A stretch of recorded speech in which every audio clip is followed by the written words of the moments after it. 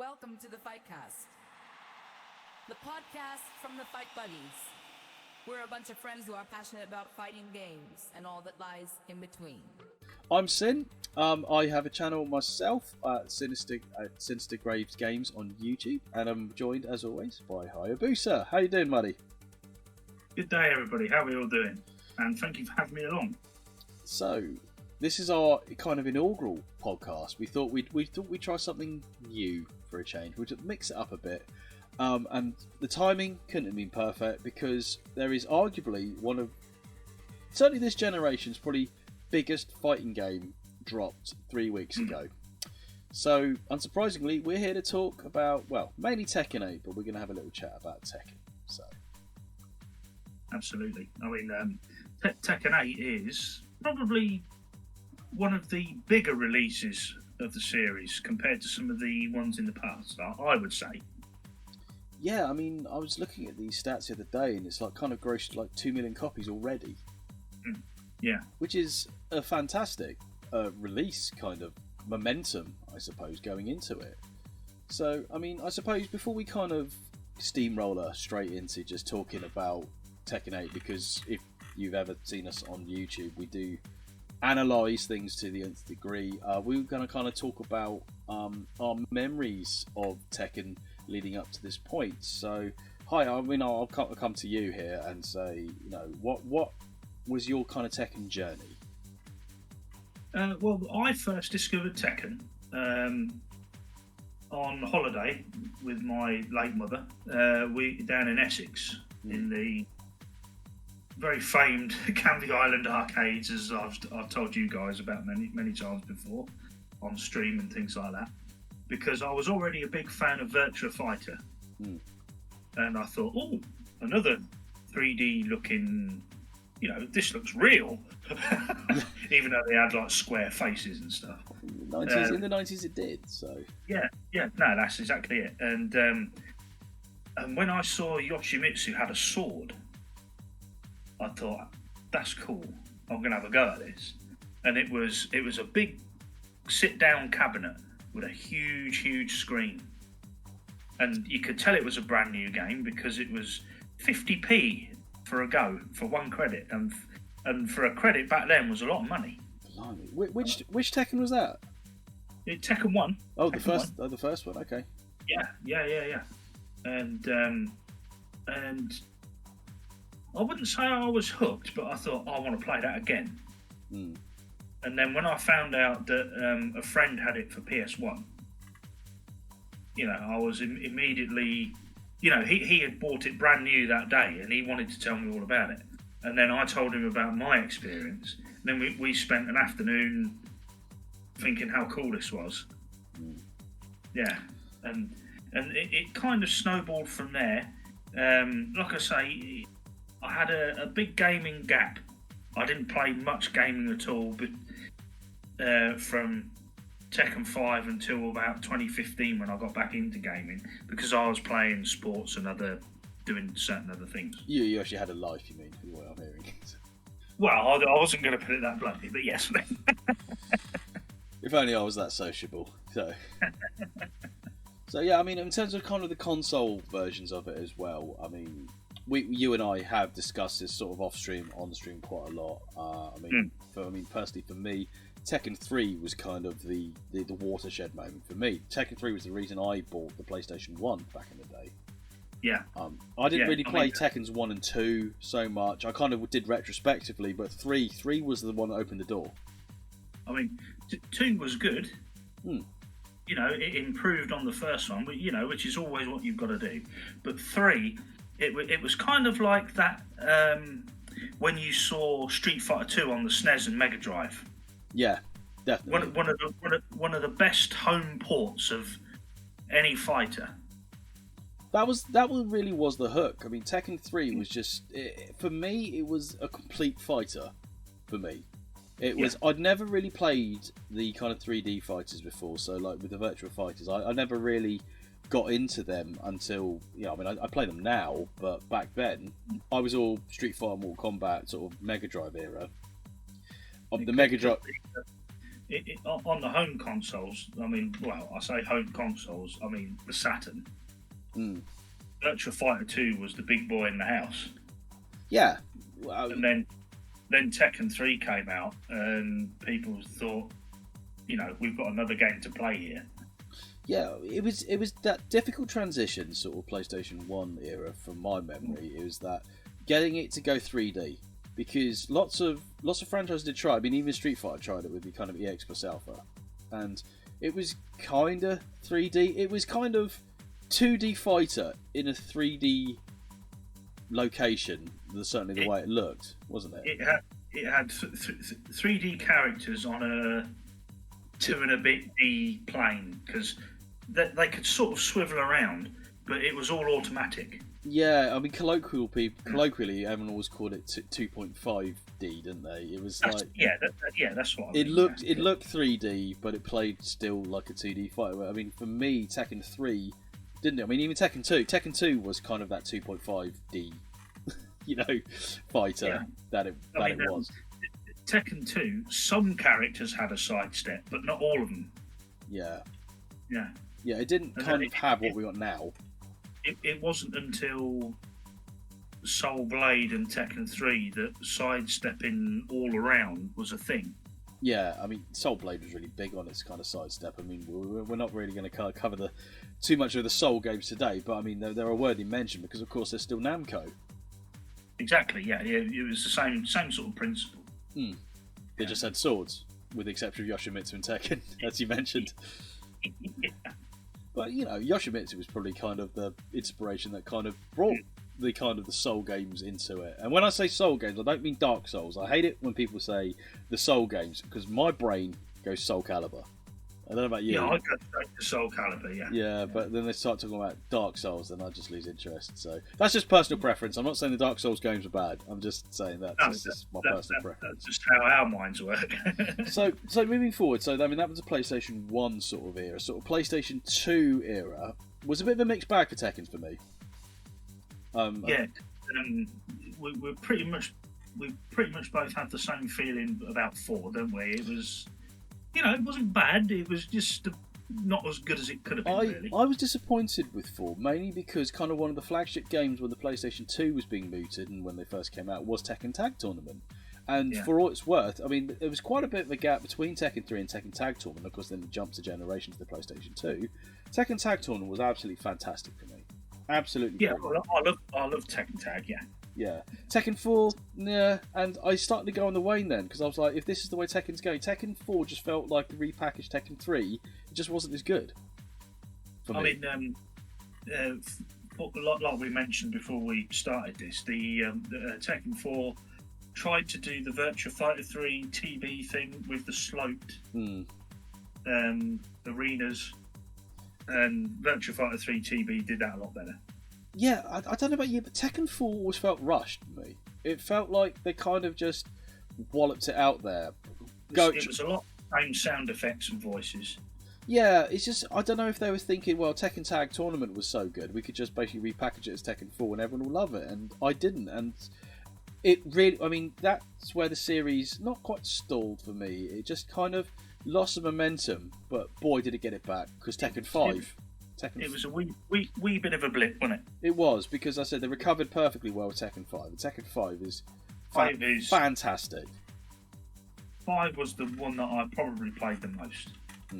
5's one that introduced Asuka Kazama, so it's always going to be one of my favourites. Well, you're all over her, well, in a gaming sense. In a gaming sense, yeah.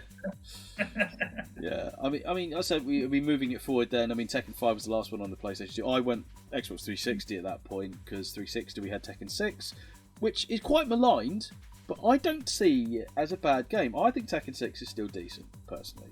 I think it's a good game. It's just ruined by a terrible boss. Yeah, 6 had that crappy boss Azazel, didn't it? We'll come on to him in a minute later on. Yeah. So, and then I think what annoyed a lot of people was the really rubbish online. Yeah. I wasn't a huge fan of the online.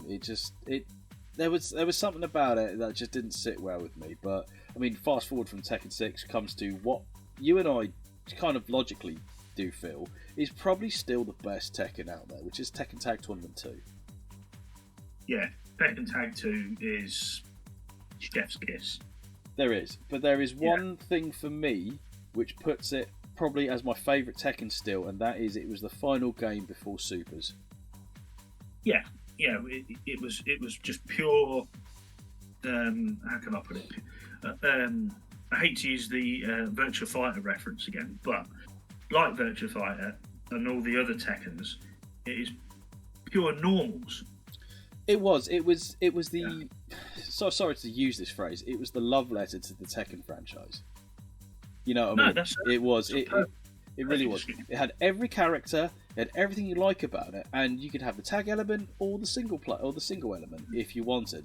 And for me, Tag Tournament 2 is still up there. And well, we come to the next generation after that, which was just Tekken 7. Now, you know, which I have literally, with the upcoming release of Tekken 8 and now the release of Tekken 8, yourself has persuaded me to get back into it because I didn't like it, did I? I know. Well, everyone's entitled to their opinion, as we all are. I mean, anyone who ever followed me on Twitch or see my YouTube knows I hit Tekken 7 very, very hard. I love Tekken 7 for all its faults. Yeah, I mean, just for the listeners, I mean, it's a beautiful looking game. Don't get me wrong, 7. But what put me off it originally is the lack of a proper arcade mode, because I don't want to be online all the time. No, and that is something we're definitely going to go on about, is kind of the way the Tekken community seems to equate the way they feel Tekken should be played. I don't want to play online. We're deeply into that. We will do, but I'm going to kind of save that kind of aspect for what we think of that till a bit later. I just thought I'd just cover it off there. Then obviously we now have arrived at 8. So I suppose kind of brings us to our next section, which we want to talk about, which is Tekken 8. So my question to yourself, my friend, is we played the demo. I mean, the demo came out, what was that, beginning of mid-January, wasn't it? Yes, mid-January. It was about 3 weeks before the release, wasn't it? I mean, I was very excited by this. I mean, we both kind of played it a bit. It was only 4 characters, wasn't it? It was like Nina, Jin, Kazuya, and Paul. That's right, yeah. Which, for me, is not a great 4-person roster, because I can't stand 3 of them. It's not going to entice you in, is it? No, luckily Nina was there. Nina's one of those kind of characters that is evolved for the good through time as the Tekken series has gone on. Personally speaking, and I'm just going to get this out there straight away, I'm bored of the Mishima family. I'm absolutely bored of seeing God knows how many different brothers, siblings, half-siblings, brothers, sisters, cousins. Yeah. It's too much for me. It's kind of like the Ryu thing. But even Street Fighter acknowledged that Ryu's had his time. Yeah, like, you know, the Ryu Bison and Ryu versus Sagat, Ryu versus Akuma, blah blah blah blah blah. I mean, I get it. He's the poster boy. Even as a fan of Akuma, I thought, you know, maybe move it on a bit, lads. You know what I mean? Yeah. I mean, the whole Akuma being a Tekken 7 is a rant that could save for totally another day. I'm not even going to touch that. But I mean, I suppose what I'm keen to hear from you kind of yourself is, well, I mean, what did you think of the demo? I mean, it is slightly different to how the game actually is now that we've had 3-4 weeks to play it. But I didn't play that much of the demo, if I'm going to be perfectly honest with you. Well, that's I probably played a week's worth of playtime. You know, I thought, you know, this is going to be good when it's fully up to speed with the release. Demo wise, probably could have given you a bit more. But, you know, just demo wise. I found the demo kind of caught me off guard a little bit, and the reason I say that is, as a person who enjoys the single player element of Tekken. I will say one thing it did have. It had more selectable characters than my other favourite fighter, the Street Fighter demo. Well, how many did that have? Yeah, you had Luke and Ryu, and that was it. Oh, really? Oh, yeah. Okay, it had twice as many. So, Yeah, because it had the kind of the story. You had the beginning chapter of the storyline in 8. You had the arcade quest. You had Super Ghost Battle. I mean, there was plenty to play with there, which I thought that arcade quest is interesting. Arcade Quest threw me a little bit because I wasn't expecting to have cartoony avatars that look. I'm just going to say it. They look like characters from Pokemon. When because I know I play like Pokemon Scarlet and Violet and stuff like that. The characters don't look so dissimilar, but to find them in a Tekken game threw me a little bit. I mean, I've got used to it now, but at the time when I first opened up the demo, I was like, "What on earth is this?" It's just a shame they don't have all the names that kids name their Pokemon avatars, like Buttface and things. Oh, for goodness sake, yeah. I'm sure people do. I mean, again, we'll talk about kind of the actual full fat features of Tekken 8 shortly, but it's just, I mean, well, like with the Tekken Lounge sort of thing, the way the interaction, because you said at the time it was similar to the arcade way that our Street Fighter 6 has done it. That's right. It's not a million miles away. Yeah. Because if you, rather than making your own lobby and things like that, you could just go into the thing, sit at an arcade machine, and another avatar will come and sit opposite you. Which they've got in the Tekken Lounge now in full fat 8. So yeah. Well, most importantly, this is the first Tekken that's gone cross-platform because we can play with each other now. So and we can also play online matches. Yeah. Yeah, exactly. This is the one thing we've always said. We were kind of siloed off with me being Xbox, you being PlayStation. We were kind of always siloed off. I mean, the only thing like between us group of friends, the only thing we had was Fightcast, and to play all the old stuff. But we want to play the latest cutting edge games. Yeah, the only one that we had crossplay, which wasn't brilliant, was Mortal Kombat 11. So, but there was nothing really else we kind of really had. So, I mean, I suppose, in terms of because let's be honest, Tekken 8 was eagerly anticipated on all of us. So, I mean, once they released the rosters, they literally drip fed us kind of the rosters bit by bit of this character's going to be in this character, just to build the hype as you would expect with any modern release. So, I mean, when they released the full 32 character roster, which characters were you kind of pleased to see made the cut? It was mainly the ones that you recommended to me in 7. To get going again. Like Lee, and then obviously, I know you don't like them, but I like Kazuya and Jin. Well, I said that's your opinion. I've got my opinion on it. I mean, yeah, if you enjoy playing them, I've got a reason why I don't like them, and I'll come to that later. But it is good to. Like I say, when I got back into 7 and obviously now 8, I have found Nina so much more playable. Yeah, Nina's really good now. She's very fluid. And Yoshimitsu, I have a feeling he's going to be my main in this one. You know what? Yoshimitsu is, because we were going to kind of, when we talk about the mechanics later on, Yoshimitsu is something I definitely want to mention, because Yoshimitsu, for me, they've made him playable again. Yeah. He was kind of in some weird limbo. We'll save most of this for a little bit later, but they've made his use of the sword a bit more fun.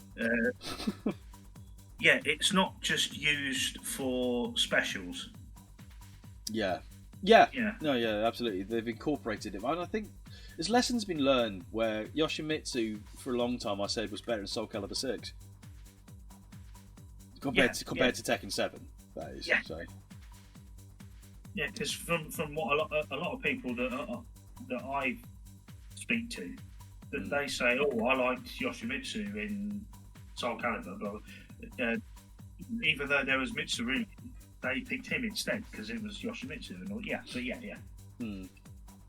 I mean, it was a bit weird that the first character they brought from Tekken into the Soul Calibur games was Heihachi, not Yoshimitsu. I always found that really funny, but yeah. It was a strange decision, if you ask me. But well, it's still better than bloody Link.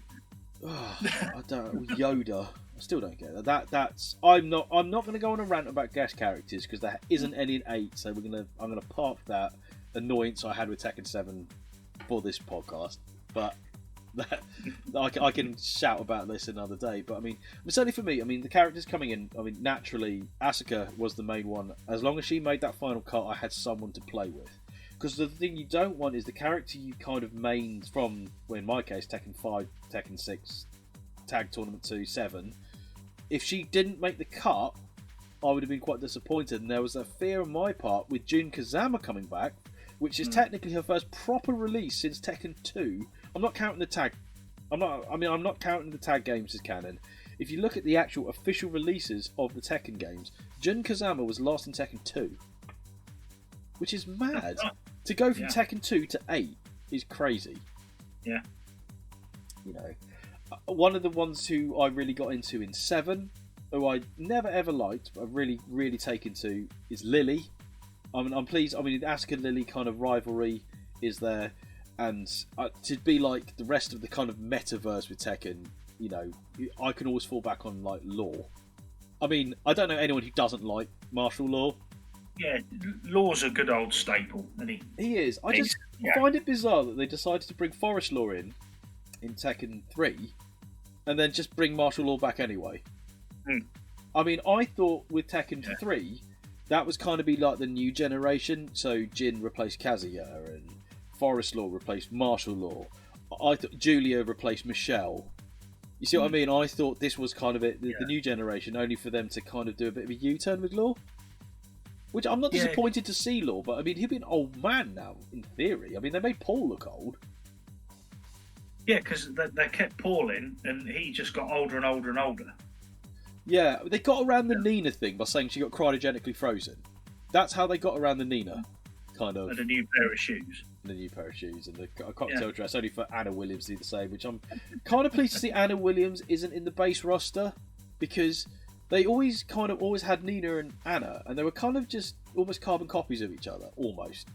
It's kind of with the Eddie Christie sort of weird, you know, synaptic character nonsense they have. But I mean, looking at the new. So I mean, I suppose at this point is we've got introduced to 3 new characters who have never been in a Tekken before, which was Azucena, Victor, Chandelier, whatever his name is, and Reina. So I mean, you and I have been talking obviously beforehand. You kind of taken a bit more of a shine to Azucena, haven't you? Yeah, I do. I mean, mainly because I found the bikini outfit. I won't lie, but that's what the Dead or Alive games are for. But yeah. But no, I really do quite enjoy her playstyle. She's the only one of the new people I've tried so far. Yep. Because, I mean, I will put this out there now. I'm learning to play with a stick again. So everything's kind of new, Tekken-wise, because I'm starting again. And there's nothing wrong with that. I mean, it'd be boring if it was kind of all the same. And I suppose each time you get a new generation of a fighting game, it kind of, I suppose, almost tries to bring it to a new audience, I guess, and somehow brings back some of the old audience, kind of in your case. And the fact is, you know, you've invested in an actual official stick to give it that real sort of arcade nostalgia. And it's a proper good stick and all. Well, so I'm going to put the hours in. I can't play stick, so I mean I've always been traditionally a D-pad person, and unfortunately that's never going to change for me. Well, no, that's me as well, D-pad. But I think for 8, I'm going to really get stuck in with the stick. I mean, if you look at like when they do the tournaments, they've always got their own sticks, don't they? You know, like the top players do favour a stick over a D-pad, and you know that's again, it's personal preference. But you know, if they're making it to the finals, they're doing something right, aren't they? Oh, exactly. Yeah. You see all the big boys play. Yeah. Kind of from the dabbles that I've had, as I say, it reminds me a lot of Katarina from 7, which kind of, you know, again, she got a bit maligned in 7 because everyone kind of said she was a bit of a button bash. I didn't think that. I thought there was a degree of finesse with Katarina. I got Katarina's Tekken God in Tekken 7, for example. So I kind of see, I see where people are coming from. But I do think, you know, it's a bit of a disservice to her to say that she's just a button basher. She's not. You don't really get button bashers prevail so much in Tekken, apart from one aspect. It's like I mean, it's like when me and you have our off-channel talks, and I slag off Pi for saying she's a button basher's dream. In Virtua Fighter, yeah. Yeah, she isn't. It's just that I've fallen victim to one or two button bashers who happen to be playing as her, and it's just a bit of bias. So I know what you mean. Yeah, it is. I mean, I'm not saying there's anything wrong with button bashing, but I mean, the way that I play fighting games, and I feel you're the same, is we kind of get really immersed in it, and we go into practice mode, and we lab it a lot more. We kind of learn the combos, we learn it from scratch. I mean, I speak for myself. I know you're the same as me. We have notepads where we kind of work out our own style. I mean, I think we sit there for, I don't know, 2-3 hours sometimes together. Yeah. And then we've got our own notepads with arrows and A's and B's and X and Y's. We do, and we share combos because it is good to kind of have that power to kind of get your own. You get your own style, but you kind of see what everyone else is doing, and that kind of helps you evolve. And I think that is something which Tekken's always done quite well. The practice modes have always been quite in depth. You know, they've always had apart from the combo challenges and stuff like that. You do kind of they give you sample combos. Now, the thing is, the key word here is the word sample.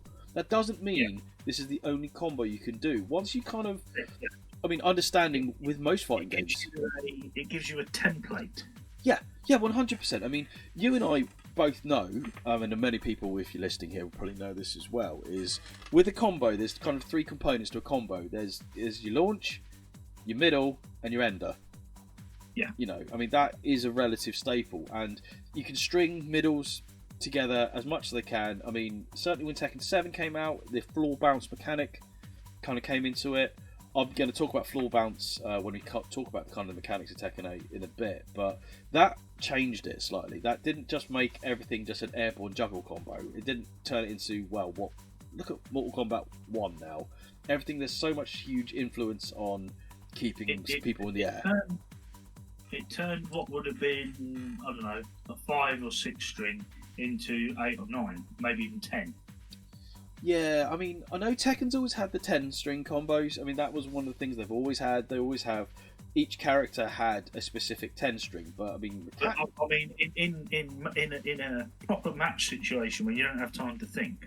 Yeah, you're not going to be pulling off, and the reason I kind of am critical about the 10 strings, yes, it is nice to have it, and the place for them, which people will pull them off. Those old 10 strings, so for example, those old 10 strings in Tekken 3, yeah, they weren't match practical, they were just a flex.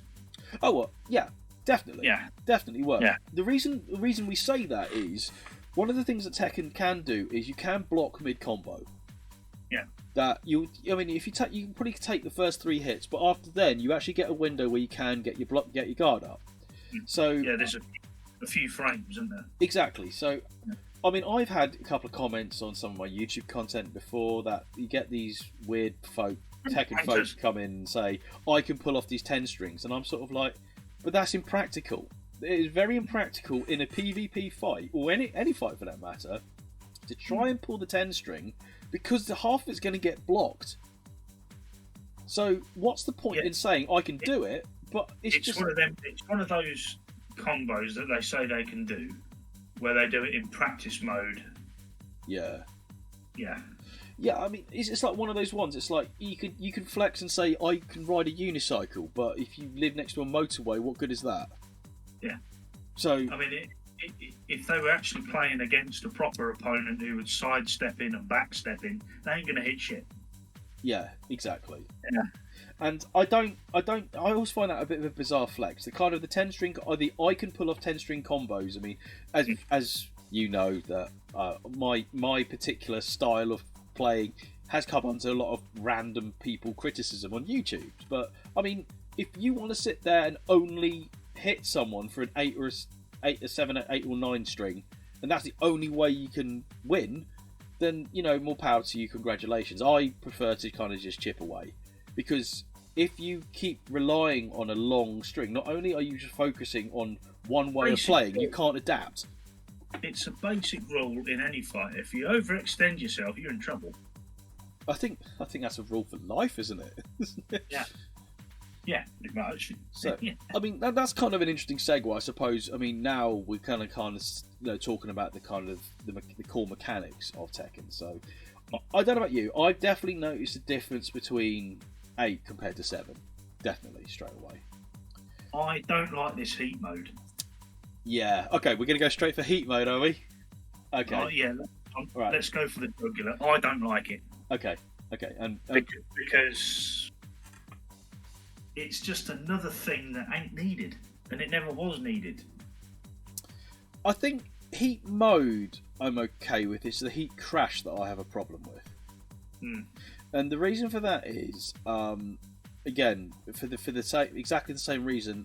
I like rage mode. I don't like rage art, because if you think about it.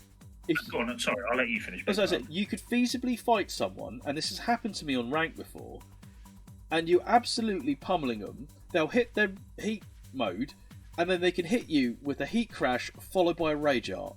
Now, that can do what is, I mean, I've looked at the replays, essentially 85% damage, and you have pressed a button twice. Yeah, there's no skill. There's no skill. There's no skill. Yeah. So if you kind of think back to what we were saying about why we kind of have such renown for Tag 2. And they've just done that to stop their ass getting kicked, and it's bollocks. Yeah, I don't like the fact that you can sit there and take an absolute pasting, and then you press one button and it just... yes, I know you can block it. I'm not saying that it's... It'd be so much worse if it was unblockable, but... I mean, let's talk about this catch-up mechanics. Because catch-up mechanics, for me, have no place in fighting games, for me. Supers, in, like, Street Fighter, I get, because the input is intricate. And sometimes it's situational. Yeah, Street Fighter, King of Fighters, fine. Yeah. I don't mind that. They've always had those, and that's fine. Yeah. But I mean, even Mortal Kombat got on it with the Fatal Blow, which I thought, again, yes, all right, arguably that's 2 buttons you have to press simultaneously. That's not the point. You don't need a catch-up mechanic. You don't have to reward people for taking a pasting.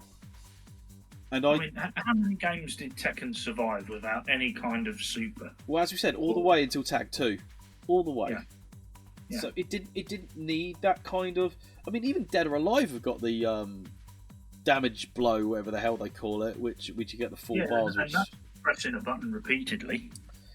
Yeah, I mean, Mortal Kombat X, I didn't mind because you kind of had to, again, like with Street Fighter, you had to earn it. You couldn't just have it; you had to earn it. And then if you missed it, you lost it. You had to build power up. Yeah, but if you missed it, that's tough. You've lost your opportunity. With the rage art kind of thing. I mean, that kind of... Yes, I know, but you can use the heat and the rage in every single bout. For me, 7 had it best. Because 7, it was just a super like every other fighting game. And that was it. Yeah. And for me, I mean, okay, your opinion differs slightly, but for me, that's fine because every other game has a super, so why not Tekken? I can understand that. But all this other business, what they've added, no, we don't need that. The rage art was an interesting one because Tekken was the only one that did this. That the lower health you had when you hit, if you hit it, the more damage it did to your opponent. So it was relative. If you've just literally crept into that 30% where rage is available, you don't do as much damage. Whereas if you are literally on pixels of health, you will do massive amounts of damage. Now, rage... You'll take 50-60%, won't you? I mean, correct if I'm wrong here. I mean, the kind of rage mechanic came in round about, I think, Tekken 6, that when you hit that 30%, you do more damage because you glow red because you've taken more damage. But that was it. That was the only perk you had of that particular mechanic. And I'm okay with that. It was more of a little bit of a buff rather than an outright super, wasn't it? Yeah, exactly. And that made more sense to me that, okay, you are in perilous, that you're in a perilous strait here, but that... How that was in 6 is a bit like the first couple of Samurai Showdowns with the rage bar. Which I still don't understand. Yeah, because while that rage bar was activated, it was purely on the damage you took. Yeah. There was no supers in Samurai Showdown 1 and 2, but if you hit them while that gauge was active, ping, lots of damage. I mean, you can argue with kind of the heat, certainly with the heat crash, which is once you're in heat, you can obviously press that button again, and it will then activate the heat crash, which again is like another super. Yes, you can. I mean, I keep forgetting that I can do that. So you can argue that I haven't adapted the game new mechanic properly, and I do forget that step. But I never want to be reliant on I press one button and I can do a massive amount of damage. I pride myself in the fact that I've learned the characters. Well, I'm trying to learn the characters anyway, and I will prevail on the basis of that. And like you say, and also you've prided yourself on seeing off an opponent, for the lack of a better term, health bar to health bar. Yeah, I mean, do you know what I'm getting at? I know exactly what you mean. It's like, this is obviously a strange bit of behaviour from me, but like the other day, I got my first rank win in Tekken 8, and I actually sent Hayabusa the video of it to go, how did I do? Because this is what we do. We do analyse how we play. Am I doing it right?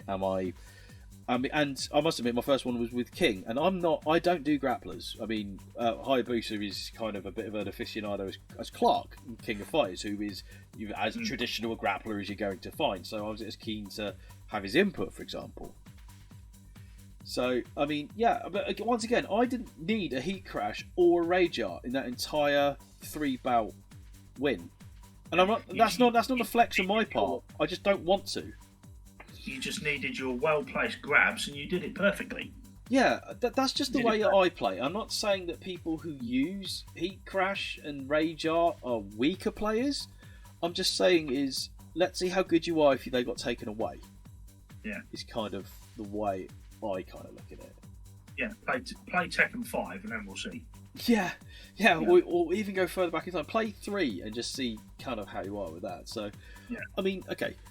Moving on kind of mechanically, I suppose it's a pet peeve, and you probably know exactly where I'm going with it, is unfortunately the backstep is still a thing online. I can't stand the Tekken backstep. It drives me up the wall. I can't stand it. The thing is that's become since Tekken 3, that's been a core thing to learn. And I just refuse to learn it. I don't want to learn it. I mean, you look stupid for a start. Not everybody wants to go and play at Evo, does he? No. I mean, I have no aspirations of being an Evo player whatsoever. But you and I are content creators, right? If you were watching a stream and you go watch a Tekken 8 stream, and there's basically them fighting someone else, and they're both doing that ridiculous backstep, that does not make good content for me. It does look like they're trying to force out a rather unpleasant poo. It does. It is the toilet dance. That's exactly how I've always equated it for. It just looks like sort of an epileptic toilet dance. And I don't... So apologies if I'm offending anyone who's epileptic, but I don't see how... I mean, I'm not saying that everything has to be beautiful. I'm not saying that we're showmen and we have to put on a good show. I mean, at the end of the day, whatever works. Even if you end up, using the same move over and over again, if your opponent doesn't adapt to it, then who's the fool? So, whatever is effective. When I used to play, like Tekken 3, 4, 5 and that era, I did learn it and used to do it. I'm not saying there's anything wrong with it. It's just not for me. I just find that there's a massive over-reliance on it, and what makes me laugh is that me and you know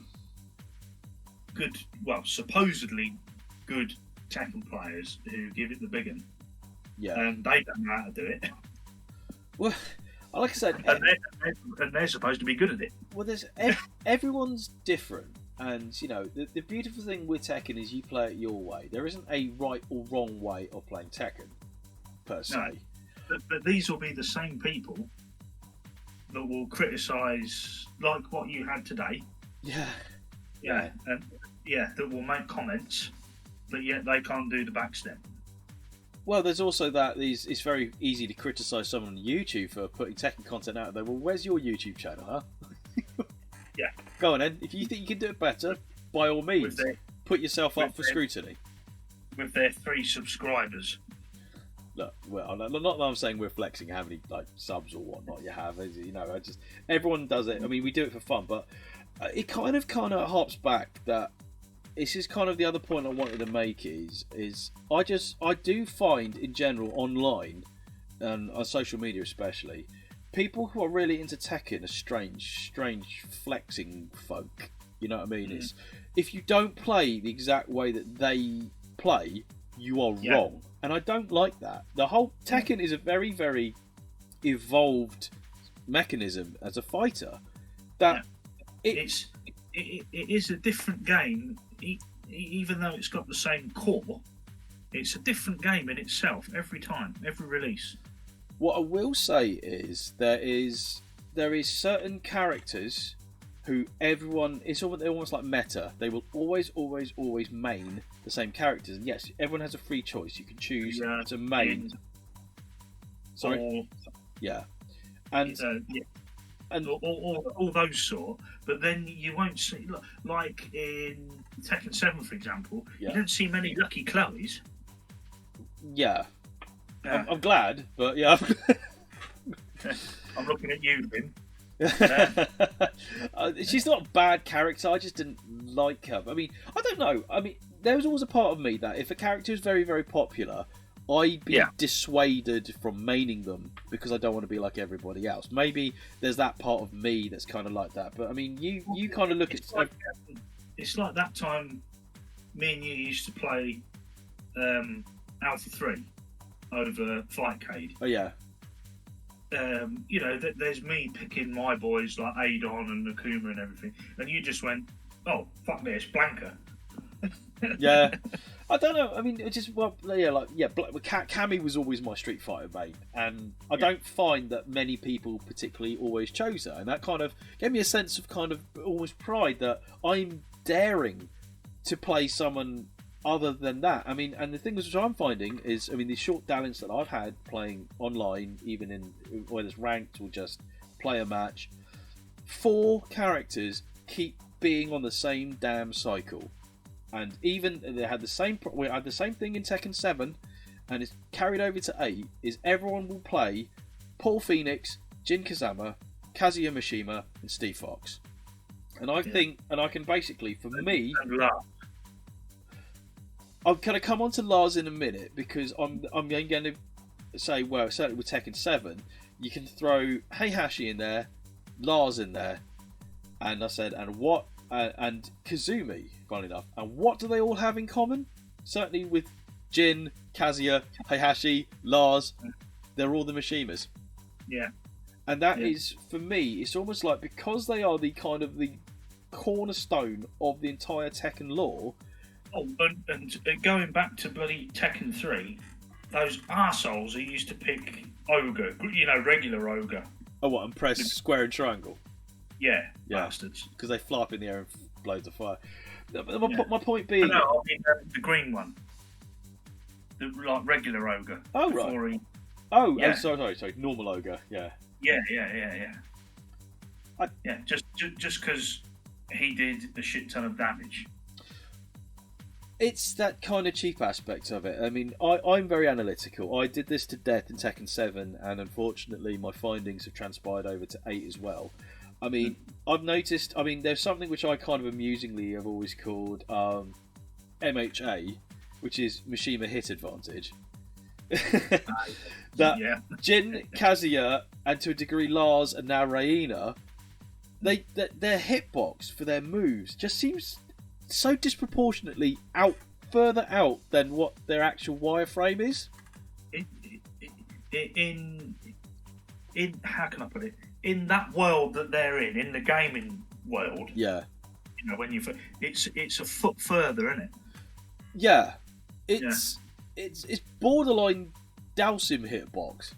Yeah. It kind of feels like, and that is why, I mean, the vast majority of what I've played online, the amount of Kazuyas I've fought already, it's because people know. And Jin and Kazuya, for definite, yes, they are the main two characters. If you do the storyline, you will be sick of them. I mean, I know people who are Jin mains, and even they've said to me, the Tekken 8 kind of Dark Awakening storyline, there's too much Jin. I mean, that kind of sounds like an elderly drinking party there. Yeah, but sounds like a night out with George Best, doesn't it? Yeah, but it's just that they lean on it so much to the point that would be like for the equivalent of basically having the general storyline of Street Fighter and you just get Ryu the whole time. It's the same kind of annoyance that I've got. Is we have a mutual American friend who plays online Street Fighter. I watch him quite a lot, and the amount of Kens. Yeah, it's that kind of thing. It's exactly the same, and yes, I know they're meta, but what the point is sort of like why do these people keep choosing it? Because they have that advantage, and because they're going to continue to basically give these what I deem to be quite unfair advantages. It's the ultimate opportunity to be sweaty. Kazuya is, he's Namco's best boy. The fact he even made it into Smash Brothers, for crying out loud. I mean, it's just, with the Smash thing, right? I don't mean to demonise a whole community of a fan of a game, but fuck me, they didn't help themselves by calling him a Shoto. Yeah. For God's sake. Going back to the point I was kind of saying is there's so many kind of cheap moves that like Kazuya and Jin have got, and people will. That's why people keep choosing him. They don't main them because they like the character. They main them because they're going to get easier wins. They get the advantages that someone like myself, who mains like an Asuka or a Lily or recently King. Kazuya in the latest one, for example, is forward and triangle or forward and Y. Yeah. That takes a hit. Yeah. Yeah. Yeah. With kind of the sort of the armor or the tanking sort of. Yeah. Yeah. And for such a simple input, you can break up whatever they're doing. It's the juggles. It really is. It's the juggles you pull off it. And okay, so earlier I said the other ones that people always play as, which is Paul Phoenix and Steve Fox. Why are they also popular? Because they have the most broken frame startup for like whiffing moves. They literally can just knock you out of everything. With his boxing dodges as well. The boxing dodges are broken. I mean, I kind of put something on my website where I faced a Steve, and my moves were going straight through them. And I don't know if it was just early teething problems at the Tekken servers, just couldn't kind of handle sort of online fighting at the moment. But I mean, Steve was broken in Tekken 7 and Tekken 6 for that matter. And this was again with the fanfare that Tekken 8 was coming in. This had the opportunity to get it right, and for me, they've still allowed the Paul Phoenix and the Steve Fox as well to remain broken, and that's why they're so popular, because people know they will get an unfair advantage by using them. And I don't agree with that, personally speaking. It's just, you could turn around to me and say, well, why don't you play as them online? I don't want to play as a character, which I've personally identified have. Because you like who you like. Yeah, I mean, we can go back to like the characters we've always liked. Sometimes they do get nerfed for the worst. Yeah. So one of the big ones I loved in Tekken 3 was Brian. Brian Fury was always one of my favourites. He's been ruined. Oh yes. From Tekken. Rogue Dawn. Yes. But he got nerfed in Tekken 7, and he's never quite recovered. Brian is actually a lot jankier to try and do well with now. I mean, what was it, back in 3? He was unstoppable, that bugger. Well, that's just it. He had the power of Paul, but he was quicker. Yeah. So what they've done is they've kind of just, he occasionally has big power moves though, but he's so fiddly to kind of string anything together with now. Whereas they carry on just letting Paul just basically be, 2-button special. And it was a bit like Yoshimitsu as well, because he didn't have a good flow. Yoshimitsu hasn't had a good flow since 3, but I mean, I'm very glad you brought up Yoshimitsu. This is kind of one of the positive changes I've seen in 8. How much more accessible is Yoshimitsu now? Yoshimitsu is silky as He's fuck. superb now. He is just like Tekken 3 Yoshimitsu. Yeah. And I'm so happy about that. I mean, and you take Street Fighter Cross Tekken out of it because that kind of doesn't count what we're talking about. That's using a Street Fighter engine. Well, I wasn't going to put that into my thought process. Because he was nice to play as in that. But like as you say, 3, he was lovely. Yeah. He was devastating. Absolutely, like with Brian, he was absolutely devastating. And then they kind of tweaked Yoshimitsu ever so slightly, and it put me off. And, just one thing to mention. How many friends did you fall out with from doing back, hold and square? What, when they didn't... Well, and they tried to block it. Yeah. You can't do that. Yeah. Yoshimitsu had lots of moves that were very good at losing friends, like the flea, the helicopter. He had quite possibly some of the most aggro moves you can imagine. Yeah. It was one of them. He had some of them moves, a bit like somebody irritating, like Sub-Zero. Oh, steady on there. Would make your friend just turn the console off and go home. Yeah. Yeah, I mean, like I said, it's Yoshimitsu. I haven't been encouraged to play Yoshimitsu. Sub-Zero. It was just that when I used to play Sub-Zero, my friends used to get the ump. Anyway. Yeah, you talked to a Sub-Zero main here, but yeah, you took. But Yoshimitsu, he's been. I mean, I was actually on your basis of your recommendation. I was dabbling with Yoshimitsu today, in fact. He is so much more fun to play.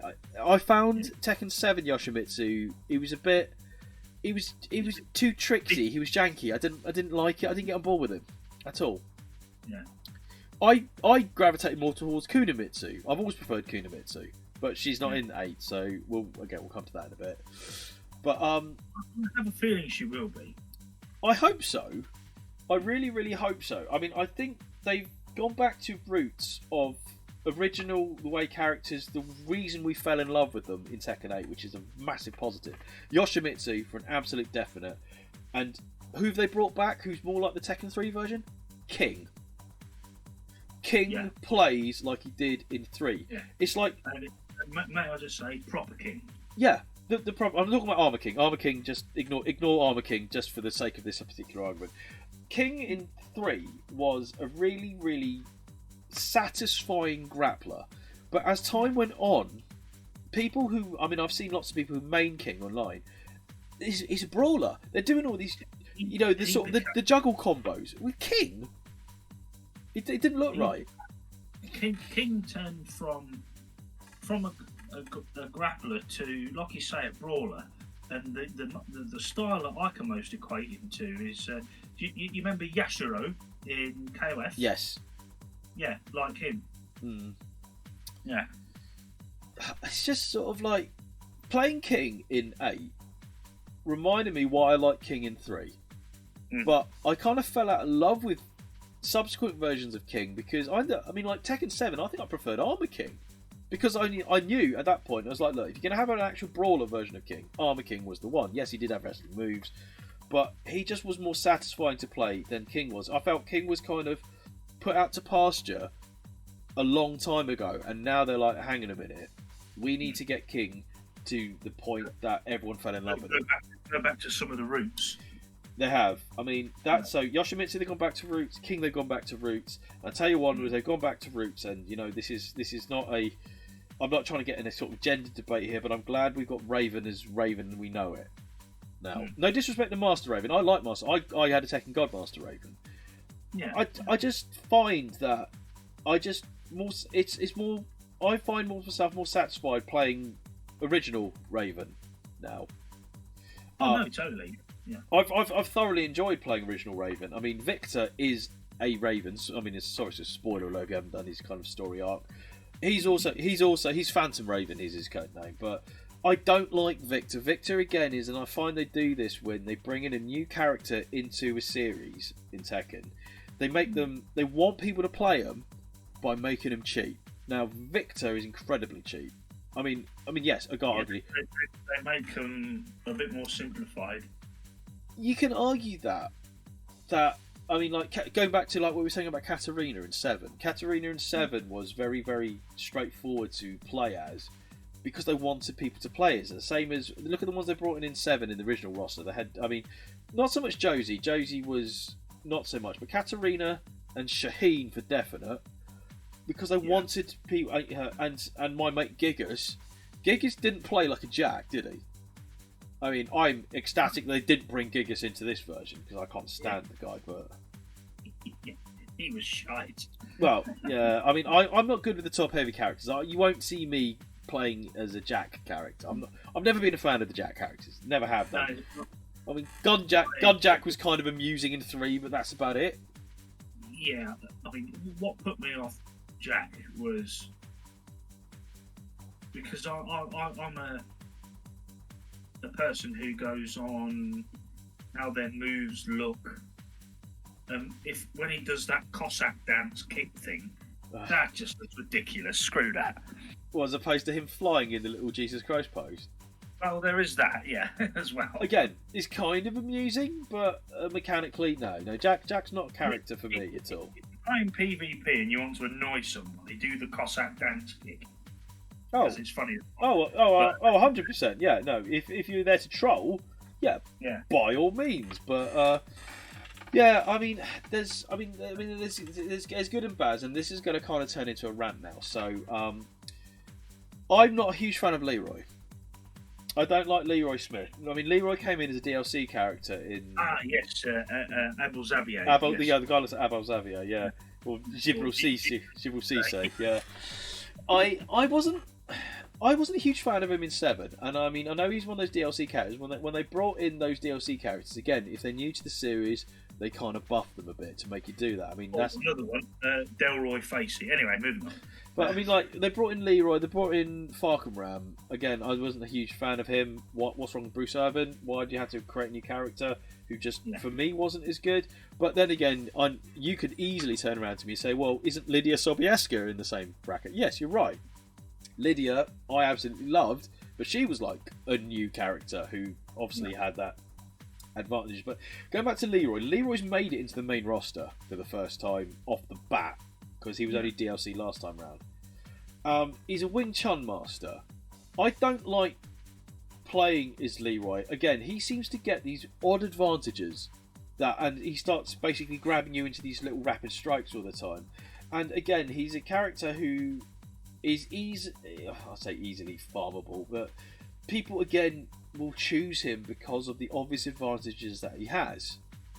And the combo setup for Leroy, what most people do is get you up against the wall, do the wall splat, and then do the multiple chest punch. Yeah. Every time. They don't do nothing else. Leroy's Rage Art as well has got a really wide sort of catch margin to it as well, I've noticed, because again, when people kind of rely on the Rage Art, Leroy is a character they will really sort of use that advantage for. Now, personally speaking, for me, now going through all the Tekkens here, the Wing Chun master was always Wang Jinrei. Why don't they bring Wang back? I would rather have Wang over Leroy. I'd rather have Garrett Wang over Leroy. So I'd rather have Phil Wang over Leroy. I'm not a fan of Leroy Smith at all. I don't think he has deserved his place in the opening roster, is my opinion. I mean, again, people can choose to disagree with me. That's fine. This is just my opinion. No, it's just our opinion. Yeah. Exactly. I just thought he was a strange. I would have liked to have seen a bit more Wang. There's a quote for you. I don't feel he's earned the callback to the main roster. It's a bit like, you know, when they like call up the England squads and they just Gareth Southgate just chooses Calvin Phillips regardless of whether he plays or not. Yeah, and Henderson. Yeah, it's like Leroy and Shaheen are like the Jordan Henderson and Calvin Phillips of Tekken 8. You know what I mean? Yeah. See what I mean? I mean, I don't get on. I mean, I can play Shaheen. I don't like playing as Shaheen. I can understand why people like him because he's actually very, very accessible character if you're starting off. Going back a bit further, there was multiple games where, where Mokujin kept making an appearance, and that he was the Raheem Sterling. What? Why have we not seen Mokujin since Tag 2? That's a war crime, isn't it? Surely that is not fair. We want Mokujin. Well, say we. Mokujin was one of those ones. He was because you know me. I love a random select when you play your friends. I love a random select. Mokujin was you didn't have to select random select because it changes every round. Yeah, he took up another random select space. Yeah.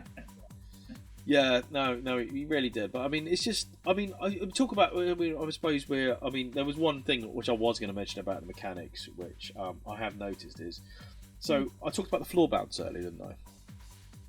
So yes, that's right. There were certain combos which were my go-tos in 7 with Asuka and Lily, for example, that used to have a floor bounce. Then you have your follow-up, and they've taken that away. I've just noticed it's like Asuka's got that move if you press away and, well, in your case it'd be square and circle, where she'll do a high hit, a mid hit, and a low hit, which launches them. That used to result in a floor bounce, which means you can follow up in it. They've taken that away in 8. Lily had a similar one where after a launch you kind of hit them twice and she does kind of like a reverse roundhouse. That does now not turn into a floor bounce. But you play against the computer, and this is the funny thing I've noticed is every single ghost in Tekken 8 knows about a 14 hit combo and the amount of floor bounces they get off within that string. If you were to do the same combo, you don't get the floor bounce. I don't know if you've noticed that. I have noticed, yeah. I have noticed. So it's kind of a bit of a weird one that, again, maybe it's to provide more of a challenge that, you know, a CPU ghost can, you know, incur way more floor bounces and have follow-ups than you can as a human player, which is a strange mechanic I've noticed. So I don't know if it's there by design. It certainly is very frustrating when you're trying to get momentum into a fight, especially when you start pulling off a string and you know in 7 that would have resulted in a bounce to carry on and get a couple more hits in. But in 8 they've taken that away from you. Yeah, you know, and in the right arenas, it would be the bounce. You'd carry on and then end up in a wall splat. Yeah. Oh, so then you can give them a bit more. Yeah. No, I mean, absolutely. That is just something I've kind of picked up on, which is, I mean, it's not a criticism. It's just a bit frustrating that you, as you said, you having to relearn stick Tekken 8. Yeah. To a degree, I've had to relearn Tekken for 8 compared to the muscle memory that I accrued from playing 7 so much. I mean, 7 was the most played game of last year according to Xbox. Well, it's like when in preparation for 8, as it were, I downloaded 7 and 6 for Christmas. Yeah, with some of the Christmas money I was given. That's a wise choice, if you ask me. It was very wise because it was all on offer. And you know, you said have a go with Li Chaolan. Yes. And then, you know, I learned all that for 7 and blah blah blah. Can do it in that. And then as soon as I sat down with him for 8, it's like, oh, it's all different inputs for the same move. Yeah, it is. Lee again is one I have had to relearn. Again, Lee was actually, I think, only my 4th Tekken god in 7. So it's been a while since I really hammered Lee, and then I thought, okay, I'll pick this up again, and he does feel totally different. So, but Lee, in either one, 7 or 8, or whichever other ones, he's a good one to get into. Absolutely. No, he's a fantastic character. He was good in 2, if you ask me. Yeah. Yeah, no, I've always liked Lee. I mean, the hot take that I say, you ask the average Tekken fan who is the king of kicks, they will say Hwoarang. For me, it's Lee. I mean, with our discussion yesterday, I tend to agree, actually. It always used to be Hwoarang. And I'm not saying by no stretch of imagination is Hwoarang a bad character. No stretch. Hwoarang's amazing. You know why with Halrang? What? What they say is the king of kicks. Because you can just go X, X, X, circle, circle, circle, blah, blah, blah, and not have to work for it. I tell you what, you could fall off the combo really easily in 7 doing that, and in 8 they've almost fixed it that you do catch a lot more with Harang. I've noticed. I'm not. I'm having. That's not a swipe at any Harang main out there. That is just a matter of fact that I find Harang easier to play in 8 than I did in 7. But he's a character. And again, he fully deserves to be there. Harang is great. As a character, he fully, again, he's one of the ones who fully deserves his place. One that was a bit funny. Go on. When Halrang was introduced in 3, people flocked to him, and yet they didn't flock to Bayek in 2. Isn't that strange? Yeah, they're essentially the same character, aren't they? Well, he's Harang's sensei, isn't he? So, because that was in the later ones. I mean, I always say Bayek. Well, Bayek Dusan, yeah. But he, in some of the later ones, he was. Bayek was the one I went to. But that's the interesting thing. So Bayek was in, he was in 2, and Harang coming in 3 was kind of passing that torch on. The same way, like I said earlier, with Jin, you thought the torch was passed from Kazuya to Jin. And then from martial law to forest law, and yet only for them, their predecessors, to come back, whereas Harang has stayed. Strange, isn't it? He's been there through it all. Yeah, I mean, since 3, Harang has become a staple, same as like Xiao Yu, for example. Now, Xiao's another one. I feel they've changed her ever so slightly, and she's not as good as she was in 7. But that's maybe. I mean, I played her a little bit. I played a lot of Xiao Yu in 7, and I can't seem to adapt to her as well. She was her best version was Tag 2, still for me.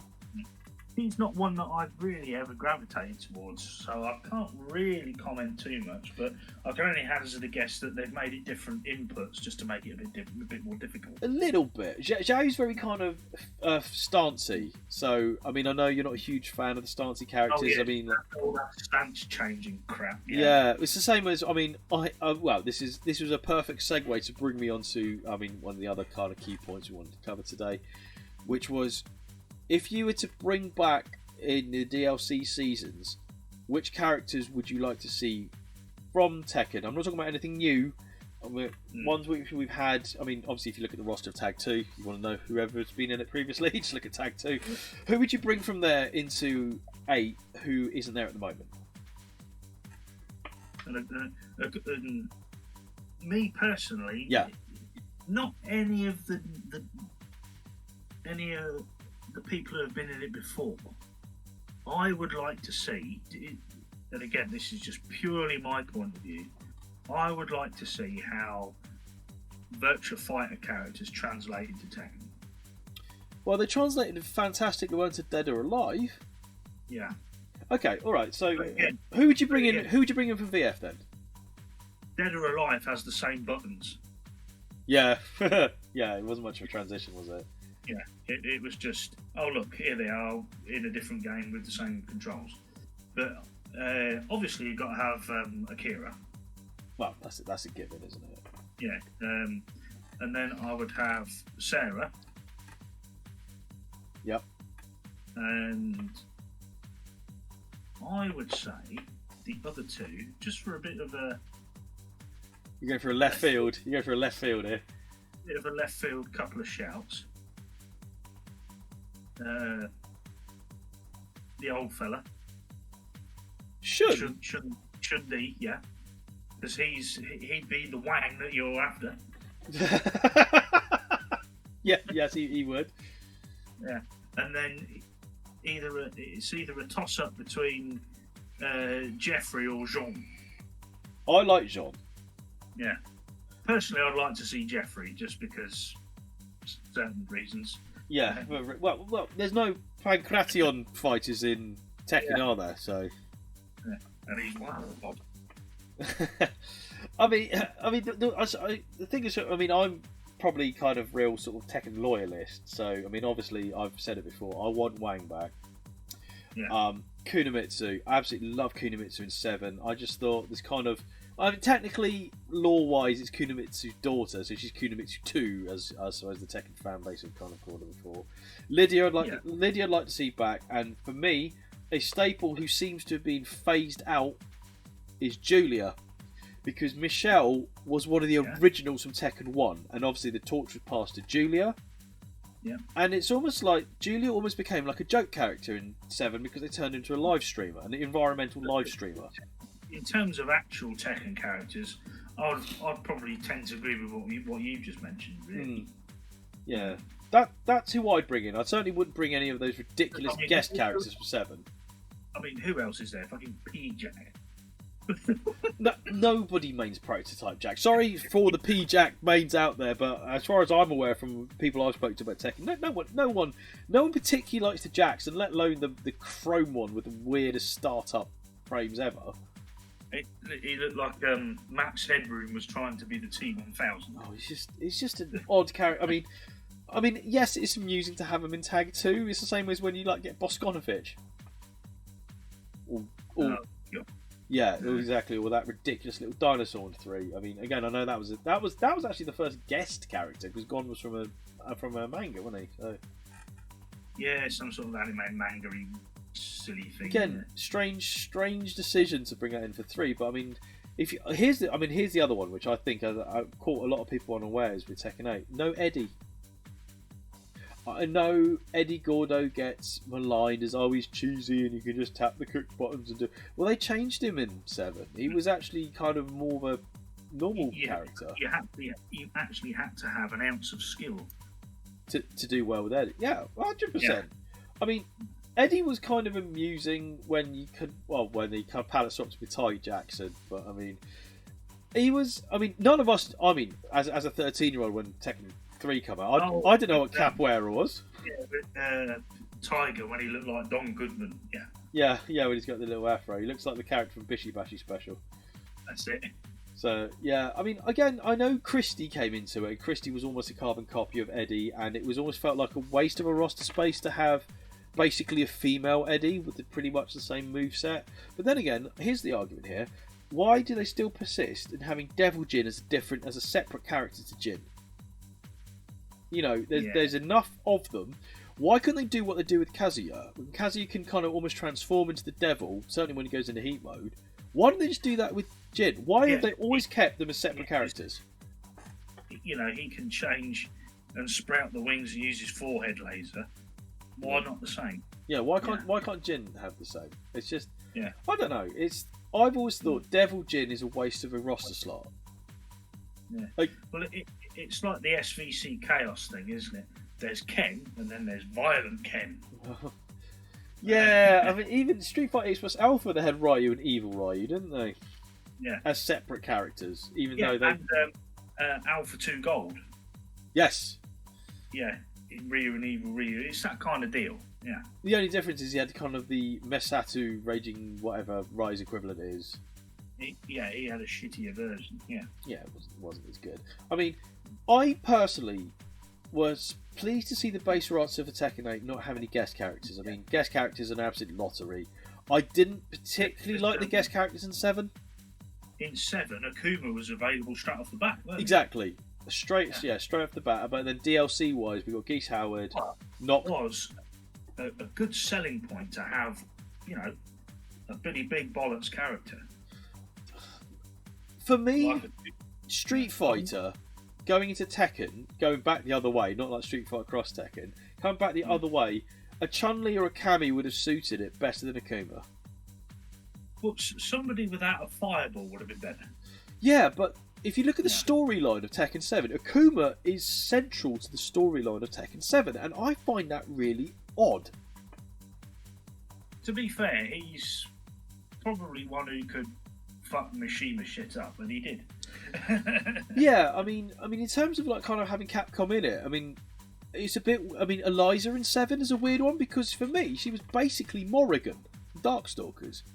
Yeah, she was from the old West Country, Eliza. That's right. I mean, our friend Angel kind of played a lot over Eliza. I associate her character with him, for example.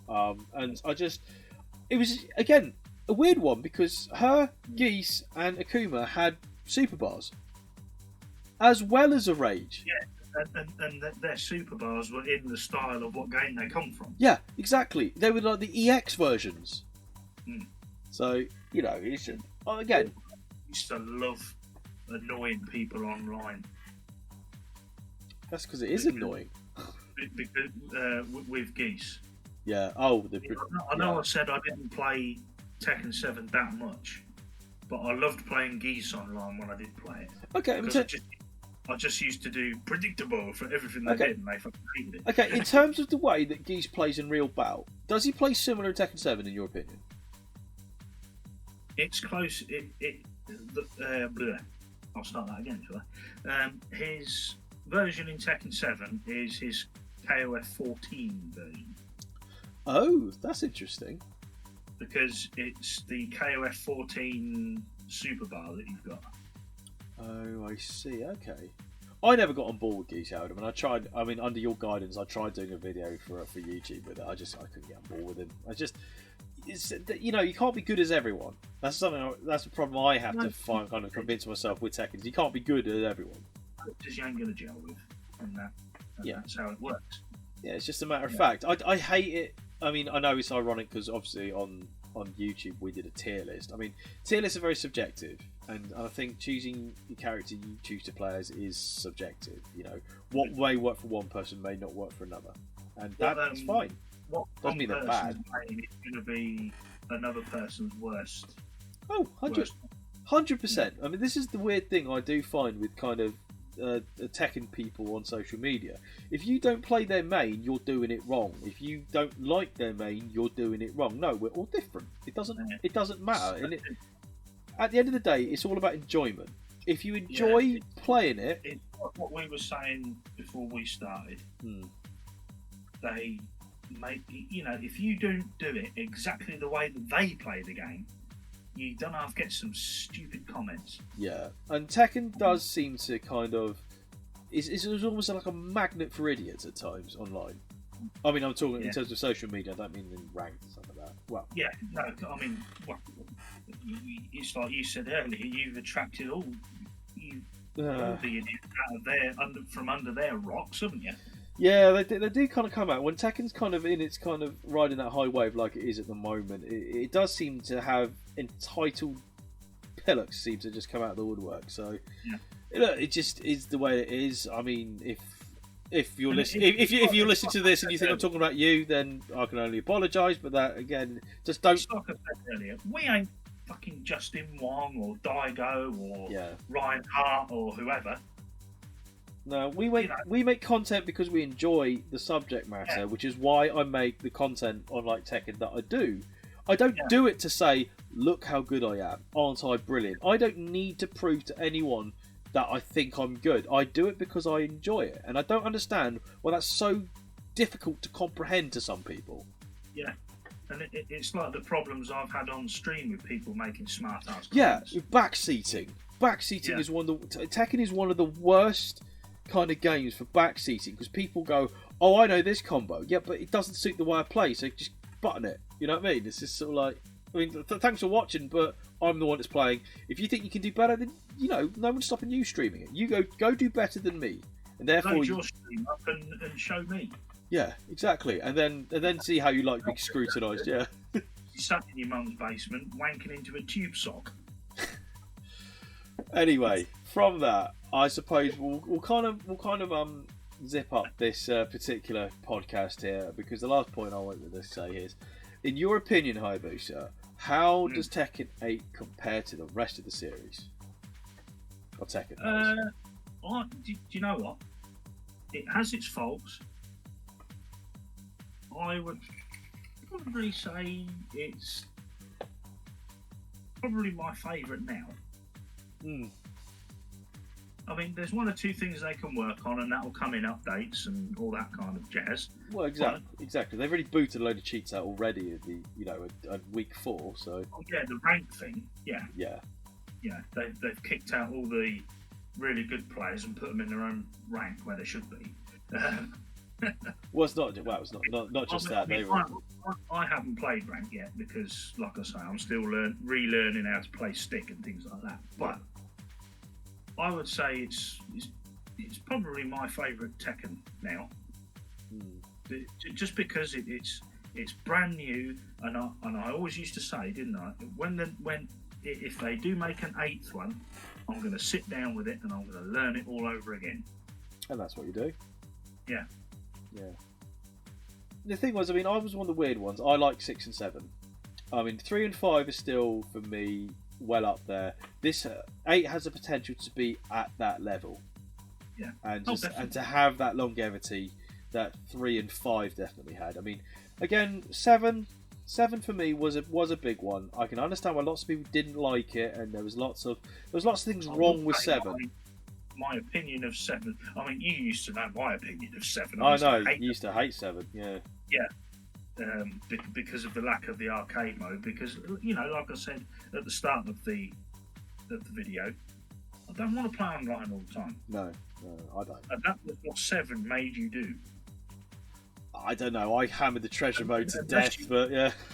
Unless you wanted to sit there like a tit playing treasure matches. I just thought, easy on. I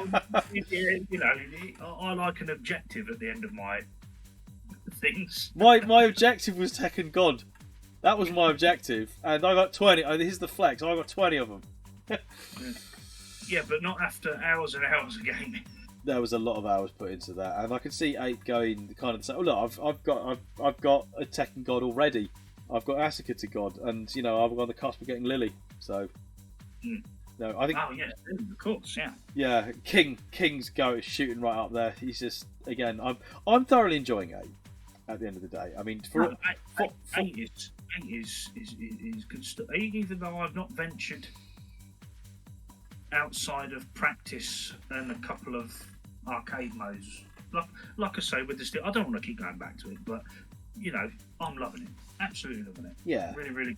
It's very. It's potentially got the longevity. I mean, that they could have. I mean, if they get the DLC right. I mean, I don't mean in terms of our opinions. I mean in terms of the Tekken community's opinions. Yeah. If they get that right, it'd be one of the biggest games ever. Yeah. It could easily be that. But I mean, there's a couple of niggles with it. Maybe we're not used to kind of like the heat mode. I think the game would survive fine without heat and rage. Personally, for me, if you have ranked, they should take them out. And I said the same with the Fatal Blow in Mortal Kombat 11. If you go into competitive PvP, get rid of it. Is my opinion on that. It should certainly get rid of the repeated tapping. Well, you said this perfectly the other day. You have seen better players lose versus a weaker player who used rage at the right time. Yeah. And, being able to basically hit your rage, for me, isn't exactly a sign of skill. That's kind of, when we were streaming, if we used the rage, we used to force each other to say, by the way, I'm shit. There was a reason for that, is that sort of like, Tekken can survive without supers. It has become like almost, not identical, like KOF 15 with the match. Yeah. I mean, there's too many training wheels in it. I mean, we to be honest, we've come to the end of this particular podcast. We didn't even talk about special style, which we call pussy mode, when it's sort of press the same button to the same button to do a 14-hit combo repeatedly. I don't subscribe to that. You can't learn the game. If it's okay, put it this way: you'd never learn to ride a bike if you never took the stabilizers off. Exactly, yeah. Would you? You'd never learn to drive a car if you still had an instructor with the dual control sat next to you when you drove to work. Yeah. And stopping you running over a cyclist every time. Yeah. You just have to learn it. Take the time. Do what you did at the moment. Go into practice mode. Familiarise yourself with the game. Get used to the mechanics. Get your muscle memory. You don't need to have these training wheels because it dilutes the pure skill and the enjoyment of the game. Yeah, I mean, I'm still dipping into the odd arcade mode when I feel confident enough. Yeah, exactly. You know? And at the end of the day, it's just about enjoyment. I mean, after that silly Pratt wrote that thing on my YouTube earlier today saying, "Oh, I only play against the computer." It doesn't matter who you play against. The thing that matters is you enjoy you doing it. At the very end of the day, at the very end of it all, at the end of the day, end of the game, whatever you want to call it. Yep. It's a video game. yeah, it is. Yeah. It's enjoyment. Yeah. You know, it's not like me when I used to do kickboxing. There ain't going to be no money riding on it. Yeah. There ain't going to be no trip to the hospital for a black eye. Yeah, I was going to say, you don't get a busted nose at the end of it. Yeah. Or bruised ribs or nothing. So you hit yourself in the face with a controller. So all them sweaty gits out there, shut up. Absolutely, and I think with that, this is the end of our inaugural podcast. So, first and foremost, if you've come this far, thank you very much for still being around to listen to us kind of divulge into more of a rant rather than a kind of a review of Tekken 8, which is very typical of us. You know, I mean, Haya, do you want to just sign off here for us? Yeah, I am Hayabusa222. That is also my name on Twitch. If you want to drop me a follow, fine. That would be excellent. I'd love to see you hang out. Also follow my friend Sinister Graves on Twitter and YouTube. He has his own YouTube channel. Fantastic YouTube channel. And hopefully we'll see you all soon, because we've got some quite fun things planned with other fighting games. I mean, this has been absolutely massive for loads of fun. I would totally do this again. But yeah, hopefully you guys all enjoy this, and hopefully we'll see you next time for a new topic or a new game, I'd imagine, or franchise. But guys, if you've got any comments, please pop it down. But yeah, your comments for us or questions, feel free to pop it down in the comments or hit us up either on Twitter. If you're listening to this on YouTube, the links will be in the description. But guys, we're going to leave this here. Say thanks again for listening. Stay safe, and we will see you next time.